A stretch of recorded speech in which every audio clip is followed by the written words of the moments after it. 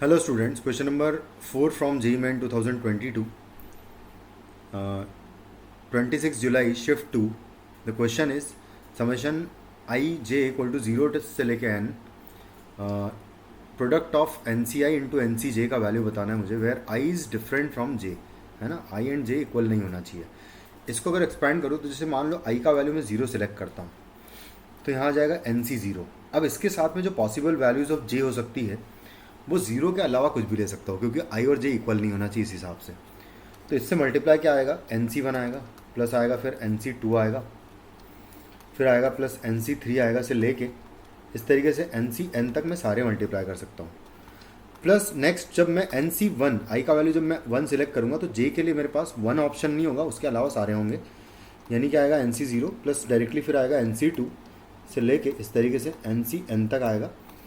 फिर इस तरीके से मैं आई को लास्ट में एन सी एन पुट करूँगा तो उसके साथ में ऑप्शंस मेरे क्या होंगे, एन सी 0 होगा, प्लस एन सी 1 होगा, प्लस एन सी 2 होगा, से लेके एन सी एन माइनस 1 तक आएगा, क्योंकि एन नहीं ले सकता उस केस में मैं।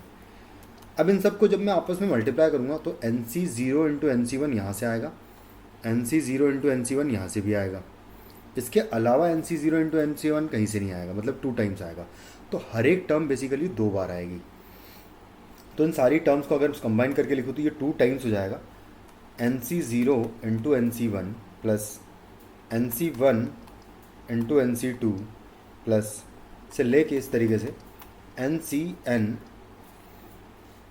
और सारे जो पॉसिबल मल्टीप्लिकेशंस हो सकते हैं उनका आ जाएगा यहाँ पर N C N minus 1 into N C N तक आ जाएगा सारा। अब इसको मैं एक और तरीके से लिख सकता हूँ, क्योंकि ये दो दो चीज़ों के प्रोडक्ट्स लिखे हुए हैं बेसिकली टू। जैसे ए प्लस बी के होल स्क्वायर की बात करूँ तो इसमें क्या क्या चीज़ें आती है ए स्क्वायर आता है, बी स्क्वायर आता है, माइनस 2 ए भी आता है ना। तो मैं क्या करूँगा कि एन सी नॉट मतलब N C 0 plus N C 1 plus N C 2 से लेके एन सी एन का जब मैं स्क्वायर ओपन करूँगा तो जब मैं इसका स्क्वायर ओपन करूँगा तो क्या क्या चीज़ें आएगी, इसका स्क्वायर में आएगी एन सी 0 का स्क्वायर प्लस एन सी 1 का स्क्वायर से लेकर एन सी एन का स्क्वायर तक आएगा।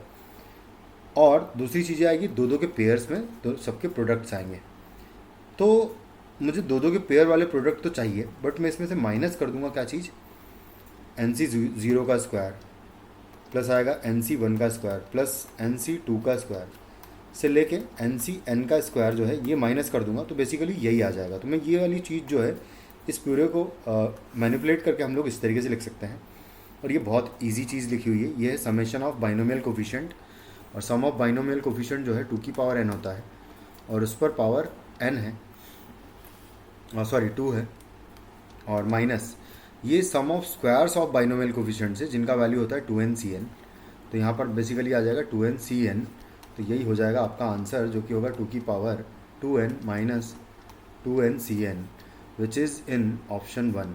Thank you.